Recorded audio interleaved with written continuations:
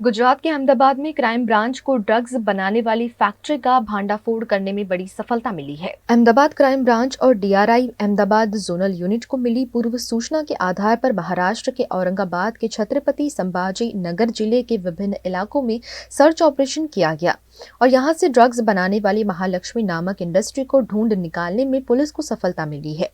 यहां से 9.3 किलो वजन का ड्रग बरामद हुआ है और 2 आरोपियों को भी पुलिस ने हिरासत में लिया है, जिस पर क्राइम ब्रांच के जेसीपी नीरज बड़गुजर ने जानकारी दी। अहमदाबाद में जो केस जो हो रहे हैं उसमें जो ड्रग्स भेजने वाला जो है वो औरंगाबाद के एक एमआईडीसी विस्तार के अंदर एक फैक्ट्री से आ रहा है।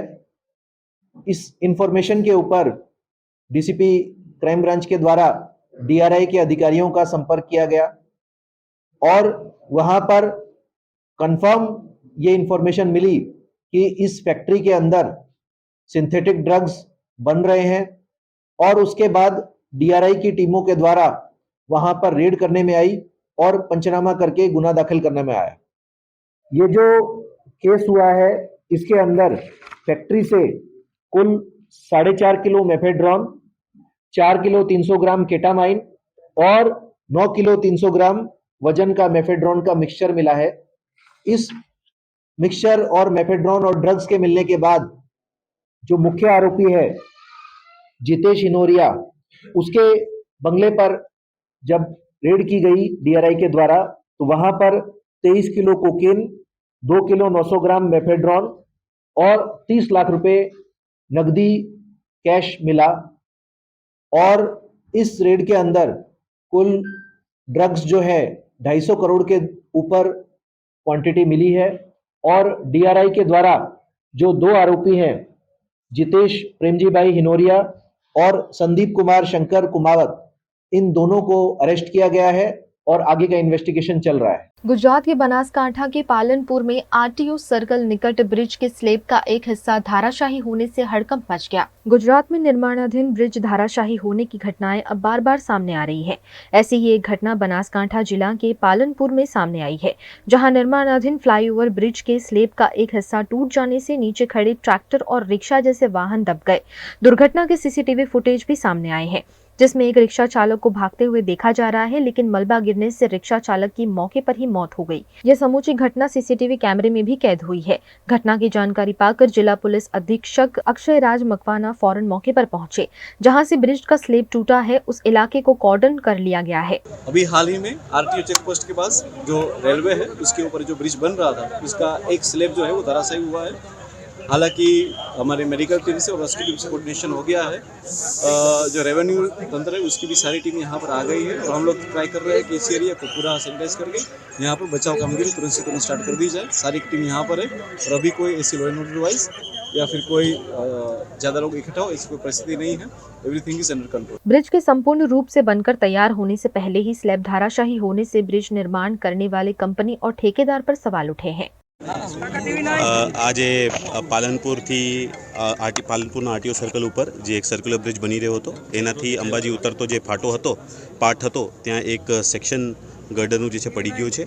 પ્રાથમિક દૃષ્ટિએ એવું લાગી રહ્યું છે કે ગર્ડરના લોન્ચિંગ વખતે જે મિકેનિકલ ફેલિયર હતા એના કારણે પડ્યા છે, પણ અત્યારે આરએનબીની જે ક્વોલિટી કંટ્રોલની ટીમ છે ગાંધીનગરથી રવાના થઈ છે। 2 કલાકમાં એ લોકો અહીંયા પહોંચવાના તૈયારીમાં છીએ। જ્યારે એ લોકો ડિટેલ ઇન્વેસ્ટિગેશન કરશે ત્યારે કન્ક્લુઝિવલી આપણે માહિતી बतावी શકશું। वहीं असिस्टेंट इंजीनियर सावंत पटेल ने क्रेन का हिस्सा गडर को टच कर जाने से घटना घटी होने की बात कही है। गुजरात के वडोदरा में दशहरे के त्योहार के चलते जगह जगह फाफड़ा जलेबी बेचने के लिए स्टॉल लगाए गए हैं। कल पूरे देश में धूमधाम से दशहरे का पर्व मनाया जाएगा। बुराई पर अच्छाई की विजय के इस पर्व पर गुजरात में फाफड़ा जलेबी खाने का रिवाज है, जिसके चलते यहाँ फाफड़ा जलेबी की खूब बिक्री होती है। इस मौके पर गुजरात के वडोदरा के दुकानदारों द्वारा बाहर से कारीगरों को बुलाकर फाफड़ा जलेबी बनवाए जा रहे हैं।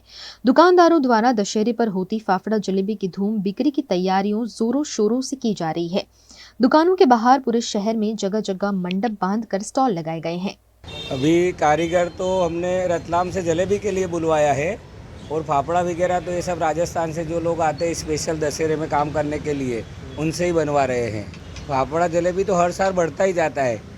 जो इस साल बेचा है तो अगले साल उससे भी ज़्यादा ही बेचते हैं, यानी कि लोगों खाने वाले में रस और उमंग ज़्यादा ही रहती है। इसे तो ये अपने रेगुलर जो जलेबी बिकती है वो 60 रुपये की 250 ग्राम देते हैं और फाफड़ा 100 रुपये का देते हैं। 100 ग्राम लेवे तो 50 रुपये का देते हैं, 250 ग्राम लेवे तो 100 रुपये का देते हैं। हर साल करते ही रहते हैं। अब मेरी उम्र समझो 62 साल की हुई, मेरे पिताजी भी यही काम करते थे और हम भी यही काम करते हैं। 50-60 साल तो हमको हो ही गया ये काम करते करते। भारतीय क्रिकेट को बड़ा योगदान देने वाले पूर्व क्रिकेटर बिशन सिंह बेदी का दुखद निधन हुआ है, जिससे क्रिकेट जगत में शोक फैल गया है। भारतीय क्रिकेट टीम के पूर्व कप्तान बिशन सिंह बेदी का आज सोमवार को निधन हो गया। उन्होंने 77 साल की उम्र में आखिरी सांस ली। भारत के legendary left arm spinner Bedi ने 1967 और 1979 के बीच भारत के लिए 67 टेस्ट खेले और 266 विकेट लिए। वहीं 10 वनडे मैचों में 7 विकेट भी हासिल किए। 70 के दशक में बेदी भारतीय टीम की फेमस स्पिन चौकड़ी का हिस्सा थे। इसमें इरापल्ली प्रसन्ना, बीएस चंद्रशेखर और एस वेंकटराघवन बेदी के साथ थे। बेदी ने भारत के लिए 67 टेस्ट मैच खेले। इस दौरान उन्होंने 266 विकेट लिए। बेदी का जन्म 25 सितंबर 1946 को अमृतसर में हुआ। उन्होंने दिल्ली की ओर से 370 फर्स्ट क्लास क्रिकेट मैच खेले। बेदी की किताब सरदार ऑफ स्पिन में तेंदुलकर ने लिखा कि बेदी 1990 के समय जब भारतीय टीम के कोच थे तब वो नेट्स पर सख्ती से पेश आते थे। नेट्स के बाहर वो मुझे अपने बेटे की तरह मानते हैं। सरदार ऑफ स्पिन किताब बिशन सिंह की बेटी नेहा बेदी ने लिखी थी। 30 अगस्त 1979 को बेदी ने इंग्लैंड के खिलाफ अपना आखिरी इंटरनेशनल मैच खेला। नवरात्र का आज आखिरी दिन है। नवरात्रि की नवमी के मौके पर हिंदू धर्म में कन्या पूजा का महत्व है, जिसका पालन उत्तर प्रदेश के मुख्यमंत्री योगी आदित्यनाथ ने भी किया।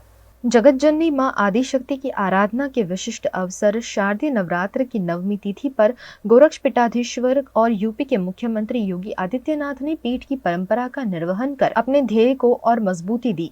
नवरात्र की नवमी पर सीएम योगी ने विधि विधान से कन्या पूजन कर मातृशक्ति की आराधना की। मां दुर्गा के 9 स्वरूपों की प्रतीक 9 कुंवारी कन्याओं के पांव पखारे, चुनरी ओढ़ाई, आरती उतारी, श्रद्धा पूर्वक भोजन कराया, दक्षिणा और उपहार देकर उनका आशीर्वाद लिया। मुख्यमंत्री ने परंपरा का निर्वहन करते हुए बटुक पूजन भी किया। कन्या पूजन अनुष्ठान में मुख्यमंत्री योगी आदित्यनाथ ने मठ के प्रथम तल पर स्थित भोजन कक्ष में श्रद्धा भाव से परंपरागत रूप से पीतल के परात में चांदी के लोटे में भरे जल से 9 कुंवारी कन्याओं के बारी बारी पांव धोए। उनके मस्तक पर रोली, चंदन, दही, अक्षत, दुर्वा का तिलक लगाया, चुनरी ओढ़ाकर उपहार एवं दक्षिणा प्रदान कर आशीर्वाद लिया और आरती उतारी।